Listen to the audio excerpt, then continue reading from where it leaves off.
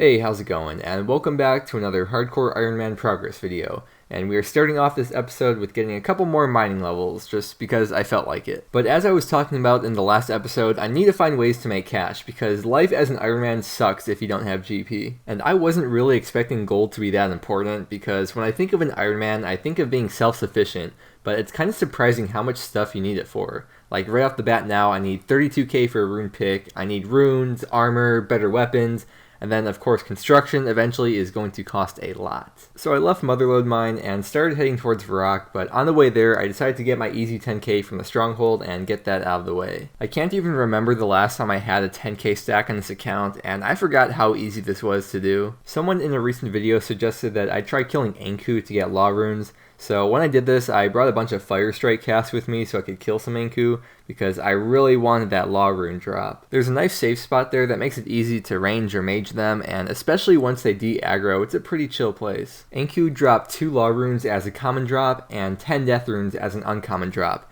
And by the time I finished using up most of my casts, of course, I got 0 Law Runes and 60 Death Runes. I can't be too upset though, because Death Runes are nice to have, but I don't know, I guess that's just how my Iron Man RNG is going to be. I started here at 38 magic and left with 41, and at level 40 I can use Teleport to House, so that may be useful once I buy a house and get Law Runes. But I just ended up rage quitting after I got no Law Runes and had almost no casts left. I was looking up stuff about the agility pyramid, and I found out that it's impossible to get to the top without at least the bare minimum level 40 agility, and even then you're almost never going to make it. What I did from there, because I only had level 34 agility, is I went to Varrock and I did the rooftop course to get level 40. Apparently at level 35 agility you can do the barbarian course, but I really don't feel like doing the bar crawl because I don't have enough teleports to get all over the map. My goal from here, once I got 40 agility, was to head to Canifis and do the rooftop course over there to get from level 40 to 50, so that when I go to the pyramid, I won't fail as much. But in order to get to Canifis, I had to do Priest in Peril, so now this whole mission is turning into a one small favor sort of deal. Wow, I brought way too much food for this boss fight. I didn't realize it would be so easy. But I was legitimately getting nervous at the second boss fight though. I only had one piece of food because I had to bring all the essence with me,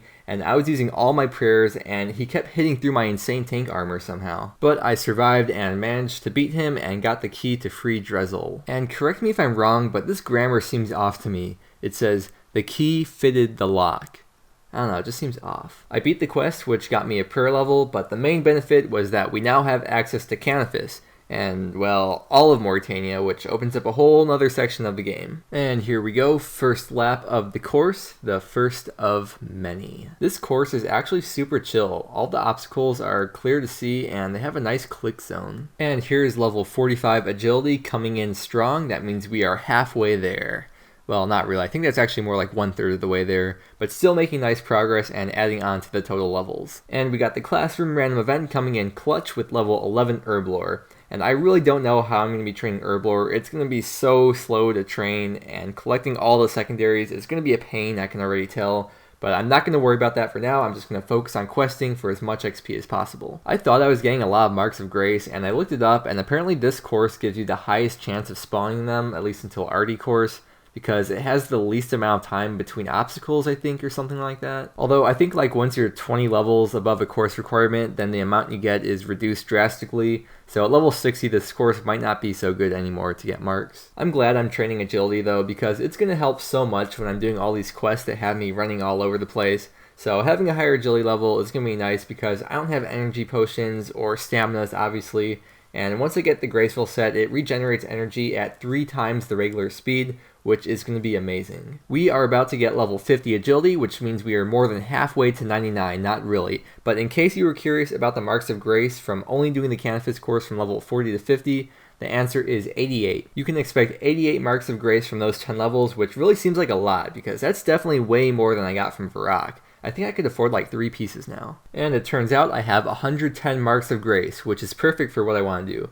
The desert outfit is a top, bottom, and boots, so to balance that out, I have just enough to buy the graceful hood, gloves, and cape. So I'll still have the maximum desert protection while still minimizing my weight as much as possible. I love when things work out so perfectly like that. But we made our way into the desert and got over to the agility pyramid, and now after all the questing and training, It's time to finally make some cash money. This was my first time doing the pyramid in years. I don't think I've done it since RuneScape 2, so I didn't know exactly what I was doing, but it's pretty self-explanatory. Or at least up until I got to the top, because then I didn't know what I was doing, and I didn't realize that you had to climb the wall to get the pyramid top. So I thought it would just go in your inventory or something once you went down the pyramid, because I was trying to click on it but nothing was happening. So it was kind of annoying when I got to the bottom and realized that it didn't just spawn in my inventory magically, because 10k is like 800 Fire Strike casts right there. Oh yeah, I guess I didn't really explain this yet, but each time you get to the top you get a pyramid top, and you could tell them to the guy just outside the agility pyramid for 10k each. The second time I got up there, I was clicking all over the place, and that's when I figured it out. So we're just down 10k, and it could have been worse. It's best to sell the pyramid tops after each run because they weigh 11 kilograms each, and the higher your weight, the higher the chance you have of failing obstacles on the agility pyramid. Plus it makes your run drain faster as always, and we don't want that. And besides just the raw profit, this place is actually decent for XP too. Like, each time that I completed the agility pyramid, I was getting like 700 XP drops.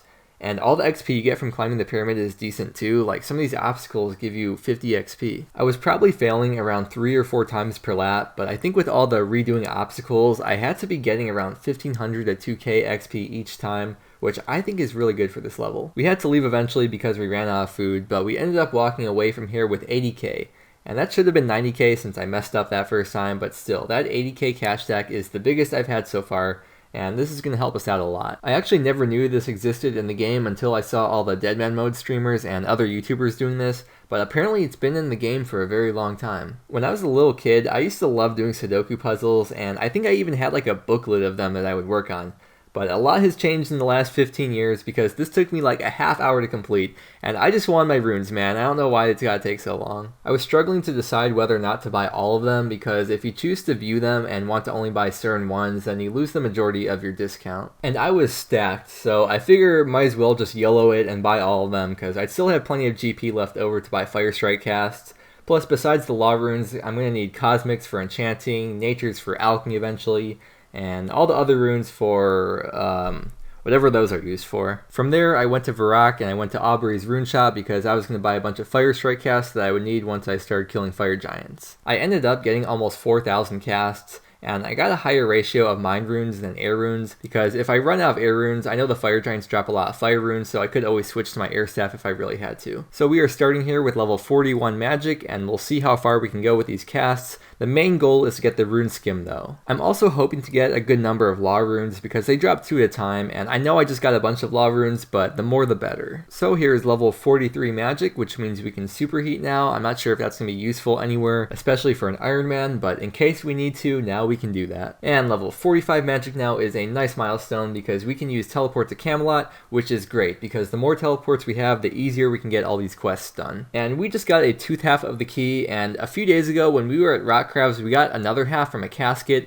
I think it was the loop half, so if it is, we can make the crystal key. And hopefully, I think there's a pretty good chance that we get a Dragonstone from the crystal chest. And then we also got a Fire Battle Staff, so that is going to be a nice upgrade from the Staff of Fire. And if we start getting multiples of them, I think they alch for a pretty nice value, so we gotta keep on the 55 magic grind. And we got the Rune Scim, boys. I don't even think it took an hour to get it, and we definitely didn't kill 128 fire giants, so I know we're below the drop rate. It's weird because every source says that the Rune Scim is a 1 out of 128 drop from fire giants, but on my main, when I'm doing Slayer, I'll get like 200 fire giants as a task, and I'll get 5 or 6 Rune Scims. So I don't know if the drop rate is just broken or if it's my RNG that's super insane with fire giants. But I did a couple more kills before I left to try my luck with drops and to finish off getting that last magic level, so getting 47 magic before we left. When we were in Canifis, I picked up a Slayer task from the Slayer Master there. I'm not going to try to pronounce his name, but we got wolves, and since I was in Catherby, I decided to go to White Wolf Mountain to make my Slayer level a nice even level 10. I went over to Edgeville originally to smelt a bunch of gold bars and start making some jewelry for teleports,